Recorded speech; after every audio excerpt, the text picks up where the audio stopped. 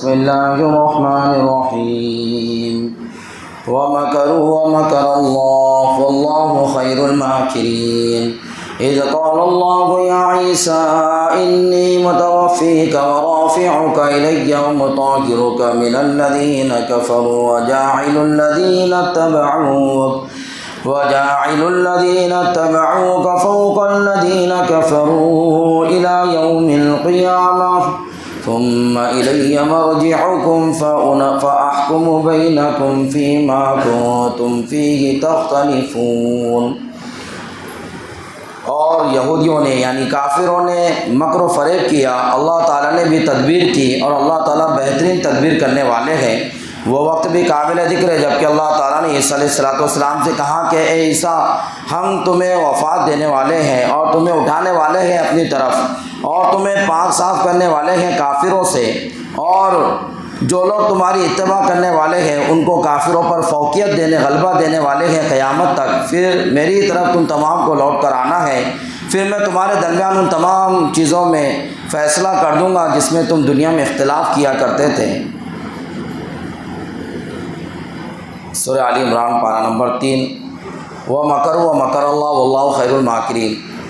کہ یہودی مکر و فریب کر رہے تھے اور اللہ بھی تدبیر کر رہے تھے، اور اللہ بہترین تدبیر کرنے والے ہیں۔ یہودی کیا تدبیر کر رہے تھے کہ یہودی تدبیر یہ کر رہے تھے کہ عیسیٰ علیہ السلام کے تعلق سے جو وقت کا بادشاہ تھا اس کو بہکائے کہ یہ جو عیسیٰ ہے یہ ملحد ہے، اللہ کا انکار کرنے والے ہیں، اور یہ جو عیسیٰ ہے یہ تورات کے بدلنے والے ہیں، اور یہودی مذہب کو ختم کرنے کے واسطے ایک چال چل رہے ہیں۔ تو اس طرح وہ تدبیریں کر رہے تھے۔ اور اللہ تعالیٰ کی کیا تدبیر تھی؟ اللہ تعالیٰ کی یہ تدبیر تھی کہ ہم عیسیٰ علیہ السلام کو آسمان کو اٹھانے والے ہیں، اور اللہ کی یہ تدبیر تھی کہ انہی کی آدمی کو، یہودی میں سے کسی کو حضرت عیسیٰ علیہ السلام کی شکل دے کر اسی کو صلیب پر اللہ چڑھانے والے تھے، اور عیسیٰ علیہ السلام کو اللہ تبارک تعالیٰ دنیا کے ختم ہونے سے پہلے تک آسمان پر رکھنے والے، اور پھر عین دنیا کے ختم ہونے سے پہلے قرب قیامت دنیا کے اندر بھیجنے والے۔ یہ ساری تدبیر اللہ تبارک تعالیٰ کر چکے تھے، اور یہودی اپنی تدبیر کر رہے تھے عیسیٰ علیہ السلام کو ختم کرنے کی، اللہ تعالیٰ بھی اپنی تدبیر کر رہے تھے۔ اور اللہ تعالیٰ بہترین تدبیر کرنے والے کہ اللہ کی تدبیر سے بڑھ کر کوئی تدبیر نہیں کر سکتا۔ اللہ تبارک تعالیٰ کے جو منصوبے اور فیصلے ہیں اس سے بہتر فیصلے اور منصوبے کوئی بنا نہیں سکتا، اور دنیا کے بنائے ہوئے منصوبے وہ باطل ہو جاتے ہیں، ناکام ہوتے ہیں۔ اللہ کا منصوبہ باطل اور ناکام نہیں ہوتا، اس اعتبار سے اللہ بہترین تدبیر کرنے والے ہیں۔ یہاں پر عیسیٰ علیہ السلام کا تذکرہ کیا جا رہا ہے، اور اللہ تبارک تعالیٰ حضرت عیسیٰ علیہ السلام سے 5 چیزوں کا وعدہ لے رہے ہیں۔ پہلا وعدہ اللہ تبارک تعالیٰ نے عیسیٰ علیہ السلام سے یہ لیا کہ ان یہودیوں کے ہاتھوں تمہاری وفات نہیں ہوگی، بلکہ تمہیں ہم ابھی اس وقت، دوسرا وعدہ تھا آسمان پہ اٹھانے کا کہ ہم لوگ ابھی اس وقت تمہیں آسمان پہ اٹھا لیں گے، پھر قیامت سے قریب تمہیں امت محمدیہ کے اندر بھیجا جائے گا، اور پھر اس کے بعد تمہاری باقاعدہ وفات ہوں گی۔ تو پہلا وعدہ تھا یہودیوں کے ہاتھ سے وفات نہیں ہوں گی، دوسرا وعدہ تھا آسمان پہ اٹھائے جانے کا، تیسرا وعدہ اللہ تعالیٰ نے یہ کہے تھے کہ جیسا یہودیوں نے تم پر تہمت لگائی، یہودیوں کو کثرت تھی، عیسائی اس ٹائم میں بہت گنے چنے تھے، آپ کے حواریین بہت نہتے تھے،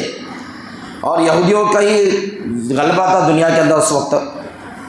زیادہ تر غلبہ اس علاقے میں ان کا تھا، یہودیوں کا۔ تو یہودی تہمت لگاتے تھے عیسیٰ علیہ السلام پر۔ کیا تہمت تھی؟ کہ نعوذ باللہ آپ کی والدہ نے بدکاری کی اور اس سے آپ پیدا ہوئے، آپ کو ولد الزنا،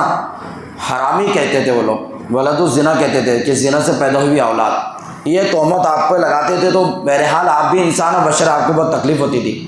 کسی کو حرامی بولے تو بہت برا لگے گا، بہت خطرناک جملہ یہ ہے، اسلام میں بڑی سخت ہے۔ اگر اسلامی حکومت ہو تو ایسے لفظ بولنے والی کسی کو حرامی کوئی بول دے تو اس کی بڑی سخت پکڑ ہوں گی، اس کو کہا جائے گا تو نے حرامی بولا، چل اس کی والدہ نے کہاں گناہ کیے تھے، 4 گواہ پیش کر کہ اس کی والدہ کو تو نے یہ گناہ کرتے دیکھا تھا، اور یہ اس نطفوں سے پیدا ہوا تھا، غلط نطفے سے، تو بڑا اس کے اوپر اسلام میں بھی جرم مانا جاتا ہے۔ تو حضرت عیسیٰ علیہ السلام کو یہ لوگ ایسا کہتے تھے، عیسیٰ علیہ السلام کو بہت تکلیف ہوتی تھی۔ اللہ نے تیسرا وعدہ بھی کیا کہ اس دنیا میں تمہارے آنے سے پہلے پوری دنیا میں تمہاری پاکی کا ہم کیا کر دیں گے، پوری پاکی کا اعلان کر دیں گے، اور ہوا بھی پاکی کا اعلان، تیسرا وعدہ تھا۔ چوتھا وعدہ یہ تھا کہ ہم تمہارے ماننے والوں کو، جو تمہیں نبی مانے گا، جو بھی تمہیں نبی مانے گا قیامت تک ان کو اس دنیا میں غلبہ دیں گے، یہودیوں پر غلبہ دیں گے، دیگر قوموں پر غلبہ دیں گے۔ یہ اللہ تعالیٰ کا چوتھا وعدہ تھا۔ اور پانچواں وعدہ اللہ تبارک تعالیٰ کا یہ تھا، پھر جن چیزوں میں یہ اختلاف کر رہے دنیا میں، تمہیں اختلاف کر کر کے پریشان کر دیا، آپس میں اختلاف چلتا رہا دنیا میں پھر قیامت کے دن ایک ایک چیز کا برابر فیصلہ انصاف کر کے دے دوں گا۔ یہ 5 وعدے اللہ تعالیٰ نے کیے تھے، جس میں سے 3 وعدے اللہ تعالیٰ نے پورے کر دیے۔ پہلا وعدہ کہ یہودیوں کے ہاتھ سے آپ کو نجات ملی۔ یہودی آئے، بادشاہ نے کہا کہ جاؤ گرفتار کرو اور سینے پہ چڑھانا ہے۔ یہ گرفتار کرنے کے لیے آپ کے گھر میں داخل ہوئے، آپ جس گھر میں رہتے تھے وہاں داخل ہوئے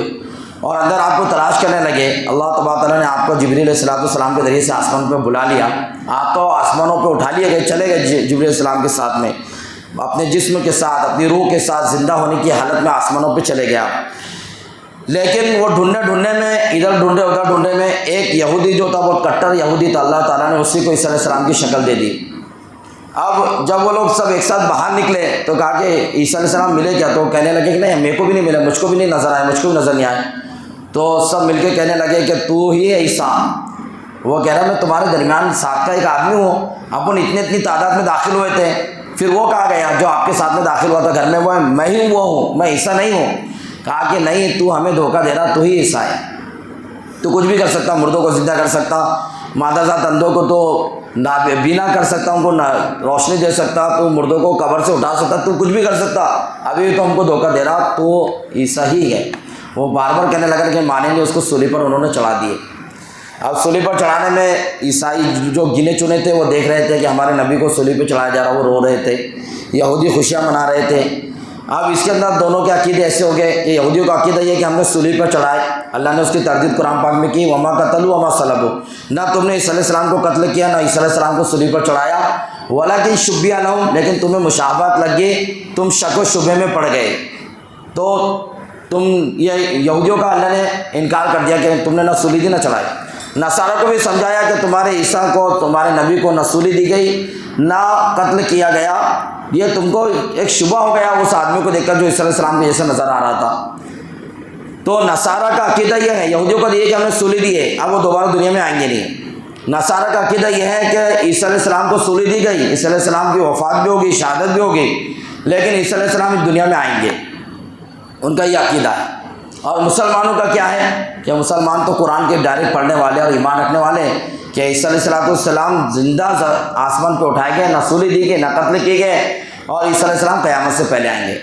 تو عیسیٰ علیہ السلام قیامت سے پہلے آئیں گے، اس عقیدے میں مسلمان اور عیسائی دونوں بھی کیا ہے، یکساں ہے، برابر ہے۔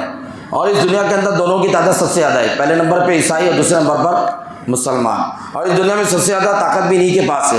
سب سے زیادہ طاقت عیسائی لوگوں کے پاس اور مسلمانوں کے پاس ہے، سب سے زیادہ ٹیکنالوجی یہ دونوں مذہب والوں کے پاس ہے، سب سے زیادہ جنگجو قوم یہ دونوں قوم ہیں اس وقت، اور دونوں کا عقیدہ یہی ہے کہ عیسیٰ علیہ السلام آئیں گے اور ہم عیسیٰ علیہ السلام سے مل کر دنیا پر حکومت کریں گے۔ مسلمانوں کا بھی یہ ایمان ہے کہ عیسیٰ علیہ السلام آئیں گے اور ہم عیسیٰ علیہ السلام کو مل کر پھر پوری دنیا پر ہماری حکومت رہیں گی۔ بہرحال اللہ تعالیٰ نے 5 وعدے کیے تھے حضرت عیسیٰ علیہ السلام سے، 5 وعدے جس میں سے 4 وعدے اللہ نے پورے کیے، ایک وعدہ قیامت کے دن پورا ہوں گا۔ عیسیٰ علیہ السلام کو اللہ تعالیٰ نے آسمانوں پہ اٹھایا باقاعدہ، آپ کی دعا بھی تھی کہ اللہ مجھے امت محمدیہ کے اندر پیدا فرما، مجھے اس نبی کا امتی بنا۔ نبی تو آپ نے متعین کر دیے، وہ آخر الزماں ہے اور وہ سارے نبیوں کے امام ہیں، آپ نے تو متعین کر دیے اور ان کا مقام ہم سب سے اونچا ہے، لیکن کم سے کم ہم کو نبی کا امتی بنا دے۔ تو اللہ نے آپ کی دعا بھی قبول کی تھی، تو اس لیے آپ کو اس میں پیدا کیا۔ دوسری وجہ یہ کہ اصل میں یہ لوگ یہودی لوگ مسیح کا انتظار کر رہے تھے، اور جب حضرت عیسیٰ علیہ السلام آئے تو ان کو وہ نبی کہہ کر گئے تھے کہ میرے بعد مسیح آئیں گے جو وہ نبی رہیں گے، تم نے ان پر ایمان لانا اور تم کامیاب ہو جائیں گے ان پر ایمان لائیں گے تو۔ لیکن عیسیٰ علیہ السلام کا وہ لوگ انتظار کر رہے تھے، عیسیٰ کے نام سے نہیں، مسیح کے نام سے، کہ مسیح آنے والے ہیں، مسیح آنے والے۔ لیکن ایسا ہوا کہ عیسیٰ علیہ السلام آئے تو صحیح، مسیح آئے تو صحیح، لیکن جو طریقہ آنے کا رہا وہ یہودیوں کے سوچ اور ان کی عقل کے خلاف رہا، کہ حضرت مریم علیہ السلام وہ بالکل بالغ ہوتے ہیں اور ناپاکی کا غسل کرنے کے لیے غسل خانے میں جاتے ہیں، اور جبریل علیہ السلام مسیح خوبصورت نوجوان کی شکل میں ان کے غسل خانے میں چلے جاتے ہیں، وہ مریم علیہ السلام کو دیکھ کر کہتے ہیں کہ معاذ اللہ، اللہ کی پناہ، تم کیسے یہاں پر آ گئے؟ اگر تم میں ان کو تقیہ ذرہ برابر بھی اللہ کا خوف ہے تو تم یہاں سے نکل جاؤ، میں عورت ذات نہا رہی ہوں اور تم یہاں پر آ گئے۔ تو انہوں نے کہا کہ میں فرشتہ ہوں، مجھے عورت اور مرد سے کوئی پردے کی ضرورت نہیں، کیونکہ فرشتے نہ مرد ہوتے نہ عورت ہوتی، فرشتہ نہ مرد ہے نہ عورت ہے، نہ ان کو پیشاب پاخانہ کی کوئی ضرورت ہے، نہ ان کو کوئی جنسی خواہشات ہے، نہ کوئی اللہ نے ان کو شرمگاہ دی کہ جس سے اپنی کوئی وہ گناہ کر سکے، کوئی چیز ہی نہیں اللہ نے دی گناہ کرنے کی، ان میں کوئی مادہ ہی گناہ کرنے کا نہیں رکھا اللہ نے ان کے درمیان۔ تو کہا کہ میں کو پردے کی ضرورت نہیں، مجھے اللہ نے بھیجا، انما انا رسول ربی لاہب لک غلام زکیہ، کہ مجھ کو اللہ نے بھیجا، اور فوراً مقصد بھی بتا دیا کہ بھیجا کیوں۔ تو دیکھو مہمان کو بھی چاہیے کہ یار کسی سے فون پہ بات کرے تو فوراً مقصد پہ آ جائے۔ بعض لوگ کیا کرتے ہیں، بہت تمہیدیں باندھتے، ہاں کیسے ہے تمہاری طبیعت کیسی ہے، بہت اچھے ہے کیا، کیسا چڑھا کیا چڑھا، اب مقصد پہ جلدی آتے ہی نہیں، آخر میں سامنے والے کو بولنا پڑتا ہے بھائی کیا بات ہے کیوں فون لگائے، تو پھر وہ بولتے ہیں کہ ہاں اس واسطے فون لگائے، جبکہ اسلام میں ایسا نہیں ہے۔ فون پہ تھوڑی سی بات، مختصر بات کے لیے فوراً اپنا مقصد، میں نے فون اس لیے لگایا دیکھو یہ کام تھا مجھ کو۔ فرشتوں کو بھی آپ دیکھیں گے کہ آئے نبیوں کے پاس تو فوراً مقصد کو ظاہر کر دیا کہ بھائی میرے آنے کا مقصد یہ ہے لاہب لک غلام زکیہ، تمہیں غلام زکی عطا کرے، تمہیں ایک خوبصورت بھی ہو ذہین بچہ تمہیں عطا کرنا ہے، صاف ستھرا بچہ تمہیں دینا ہے، اس لیے میں آیا۔ تو کہا کہ مجھے تو نہ کسی مرد نے، لم یمسسنی بشر ولم اک بغیہ، مجھے کسی مرد نے چھوا نہیں، کسی نے ہم بستری نہیں کی مجھ سے، اور میں نے کوئی زنا بدکاری نہیں کی، مجھے بچہ کیسے ہو جائے گا؟ کہا کہ ایسے ہوں گا، اللہ تعالیٰ نے یہی طے کر کے رکھا ہے، اور یہ بچہ نشانی رہیں گی، دنیا والوں کے لیے عبرت رہیں گے۔ تو عیسیٰ علیہ السلام اب آگے بغیر باپ کے دنیا میں، جبرائیل السلام نے سینے میں پھونکا، پیٹ میں حمل ٹھہرا، اور اسی حالت میں حمل کو چھپاتے پھری بعد میں حمل سے بچہ ہو گیا۔ بچہ ہونے کے بعد جب بچے کو گاؤں میں لے کر آ رہی ہے لوگوں کے سامنے، تو پورے لوگوں نے تماشا بنا لیا، پورا گاؤں یہودی پورا جمع ہو گئے، انہوں نے تہمت باندھی کہ اے عمران کی بہن، یا اختہ ہارون، اے ہارون کی بہن، کیا یہ تہمت لے کر آ گئی؟ تیری ماں صاف ستھری تھی، مریم کی بیٹی، وہ صاف ستھری عورت تھی تیری ماں عیسیٰ علیہ السلام کی نانی، اور تو یہ ایسے کیسے نکل گئی؟ ایسا وہ لوگ کہنے لگے، تو نے یہ کیا بغاوت کر لی، تو نے یہ کیا سرکشی کی، ایک ناپاک بچے کو لے کر آ گئی۔ عیسیٰ علیہ السلام نے اپنے صاف ستھرا ہونے کی اور پاک صاف ہونے کی گواہی بھی دی کہ انی عبداللہ، میں اللہ کا بندہ ہوں، اللہ مجھے نبی بنانے والا ہے، مجھے کتاب عطا کرنے والا ہے۔ لیکن قوم نے کیا کیا، تہمت لگائی تو ویسے رکھا، مریم علیہ السلام کو جنگل میں چھوڑ دیا، عیسیٰ علیہ السلام بھی بچپن کی پرورش جنگل میں پائے، بعد میں آ کر لوگوں کو نبوت کا اعلان کرنے لگے تو وہ لوگ ماننے کو تیار نہیں ہوئے۔ آج تک یہودی جو نبی ان کو بول کر گئے تھے، آخری نبی ان کے شاید یوشع علیہ السلام یا حزقیل علیہ السلام، جو نبی ان کو بول کر گئے تھے، وہ آج تک مسیح کی تلاش میں آج تک ہے کہ ہمارا مسیح آئے گا اور ہم پوری دنیا پر حکومت کریں گے، آج تک اسی تلاش کے اندر ہے۔ تو اللہ تبارک و تعالیٰ کو بھی غصہ آئے گا اس بات پر کہ جو مسیح ہم نے بھیجے تھے ان کو تو تم نے ولد الزنا کہہ دیا، اور جو مسیح دجال، جو نالائق انسان دنیا کے اندر آنے والا ہے، جو سب سے بڑا فتنہ، جب سے بڑا سرکش مخلوق دنیا کے اندر آنے والی ہے، تم اس کا انتظار کرے، اس کو مسیح کرے۔ تو اللہ تبارک تعالیٰ نے بھی عیسیٰ علیہ السلام کو ابھی تک اٹھا کے رکھا کہ اسی مسیح کو یہ مسیح قتل کریں گے۔ اس مسیح کو قتل کرنے کے لیے بھی حکمت اللہ تعالیٰ کی کہ یہ مسیح کو ہم اٹھا کر رکھتے ہیں، یہی مسیح آئیں گے اور تمہاری آنکھوں کے سامنے اس مسیح کو قتل کر کے بتائیں گے، جس مسیح کو تم ناپاک کہتے تھے، ولد الزنا کہتے تھے، وہی مسیح اس مسیح دجال کو قتل کریں گے۔ حضرت عیسیٰ علیہ السلام دجال کو جس جگہ پہ قتل کریں گے وہ ہے باب لود، جو ابھی اسرائیل کا وہاں پر ہوائی اڈہ ہے، اس ہوائی اڈے کا نام بھی ہے لود، اور وہاں پر ایک دروازہ ہے، اس دروازے کا نام بھی ہے لود، باب لود ہے اس دروازے کا نام۔ اللہ کے نبی کب سے بول کر گئے؟ آج سے 1400 سال پہلے اللہ نبی بول کے گئے کہ باب لود رہیں گا، اور اللہ تعالیٰ اس باب لود پر عیسیٰ علیہ السلام کو قتل کرنے کی وہاں پر ان کو قدرت دیں گے، اور عیسیٰ علیہ السلام باب لود پر پکڑ لیں گے اس کو، وہ وہاں سے بھاگنے کی کوشش کرے گا، اور وہاں پر جا کر عیسیٰ علیہ السلام اس کو پکڑ لیں گے اور اسے قتل کر دیں گے۔ اسے قتل کرنے کے بعد ایک کنواں ہے، اللہ کے نبی نے کہا تھا وہ کنویں کے اندر اللہ عیسیٰ علیہ السلام اس کو ڈالیں گے، آج بھی وہ کنواں وہاں پہ موجود ہے۔ اسرائیل نے پوری طاقت لگا دی اس کنویں کو ختم کرنے کی، آج تک اس کنویں کو ختم نہیں کر سکے۔ اس کنویں کے بعد اللہ کے نبی نے کہا کہ ایک درخت ہوگا، اس درخت کے پیچھے وہ چھپنا چاہیں گا، باب لوط کے پاس اور اس کنویں کے پاس ایک درخت ہوگا، اس درخت کے پیچھے وہ چھپنا چاہیں گا، حضرت عیسیٰ علیہ السلام اس درخت کے پیچھے سے اس کو نکالیں گے، تو وہ درخت آج بھی موجود ہے، اور وہ بڑا گھنا اور ڈراؤنا بھیانک خبیث قسم کا درخت ہے جہاں پر یہ دجال چھپے گا۔ تو اللہ تبارک تعالیٰ کی حکمت یہ ہے کہ جو مسیح آنے والا تھا اس کو تم نے مسیح مانے نہیں، اور جو مسیح دجال آنے والا ہے جس کے تعلق سے ہر نبی نے اپنی قوم کو ڈرایا۔ اللہ کے نبی نے فرمایا کہ آدم علیہ السلام سے لے کر قیامت تک اتنا بڑا کوئی فتنہ نہیں آئے گا جتنا بڑا فتنہ دجال کا آئے گا، اور ہر نبی نے نوح علیہ السلام سے لے کر اللہ کے نبی تک ہر نبی نے اپنی قوم کو اپنی امت کو دجال سے ڈرایا۔ بڑی خطرناک یہ فتنہ ہے دجال کا، جو اس روئے زمین پر موجود ہے لیکن ابھی ظاہر نہیں ہوا۔ سمندر کے اندر اللہ نے اس کو قید کر کے رکھا، جب اللہ تعالیٰ کو منظور اور مقصود ہوگا اللہ تبارک تعالیٰ اس کو وہاں سے نکالیں گے، پھر دنیا کے اندر 40 دن تک اس کی حکومت رہیں گی۔ وہ 40 دن بڑے سالوں کے برابر گزریں گے، اس کا ایک دن 1 سال کے برابر رہیں گا، اس کا دوسرا دن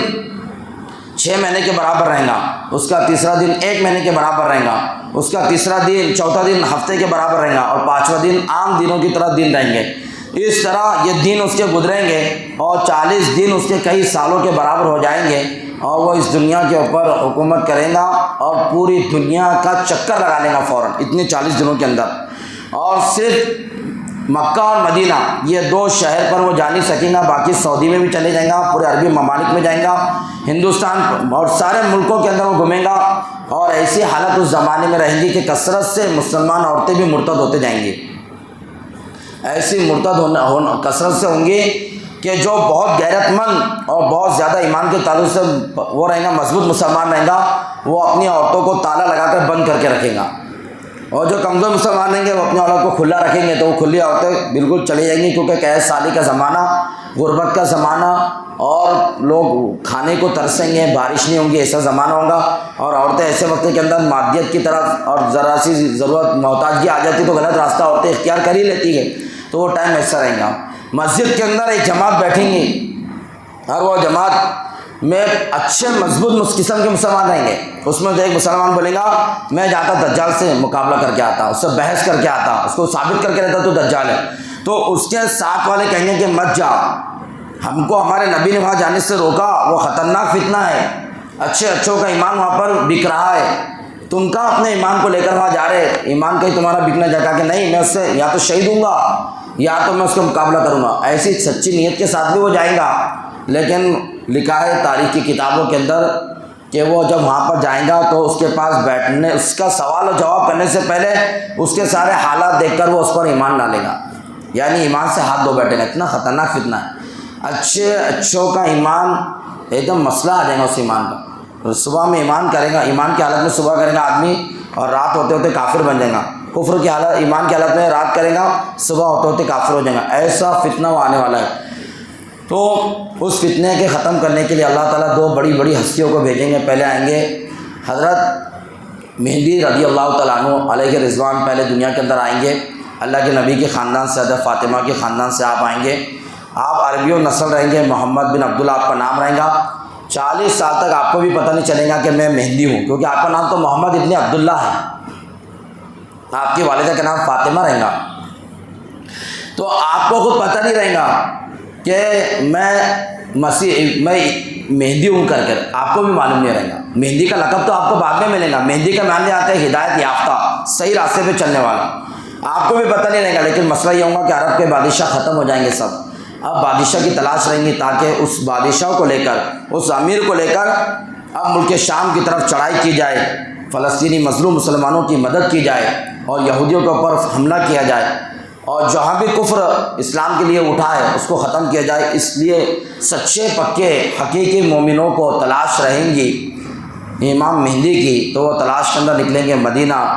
اور مدینہ کے اندر ان کو دیکھیں گے روضہ اطہر وغیرہ مسجد نبوی کی جگہ پر، تو ان کو کہیں گے کہ تم امام مہدی ہو، تو یہ وہاں سے بھاگیں گے، مکہ آ جائیں گے، پھر یہ لوگ ان کی تلاش میں پھر مکہ آ جائیں گے، مکہ میں یہ خانہ کعبہ کا طواف کریں گے، تو طواف کے درمیان میں اب یہ لوگ تلاش میں بیٹھے کہ یہ آدمی گیا کہاں، کیونکہ یہی آدمی ہم کو امام مہدی نظر آ رہا، جو امام مہدی کو مہدی پہچانے وہ لوگ بھی کوئی معمولی نہیں ہوں گے، وہ کوئی لوگ جھوپڑ پٹی کے پڑے گاؤں کے اور ایسے ادھر ادھر کے نہیں رہیں گے، وہ لوگ بہت پکے سچے مسلمان ہوں گے، اور وہ مسلمان ہوں گے جو کٹر نہیں ہوں گے اختلاف کرنے میں کٹر نہیں ہوں گے کہ تم فلاں فرقے کے، تم فلاں فرقے کے، تم فلاں جماعت کے، تم فلاں جماعت کے، یہ جماعت کرنے والے لوگ آخری میں بہت خطرناک چلے جائیں گے ایک طرف۔ جو دل وسیع رکھے گا ایمان والوں کے تعلق سے، جس کا دل وسیع رہے گا، وہی لوگ ایسے سچے پکے مسلمان اوریجنل مسلمان ہوں گے جن کے دل سچے رہیں گے، ورنہ لوگوں نے کیا سمجھ لیا،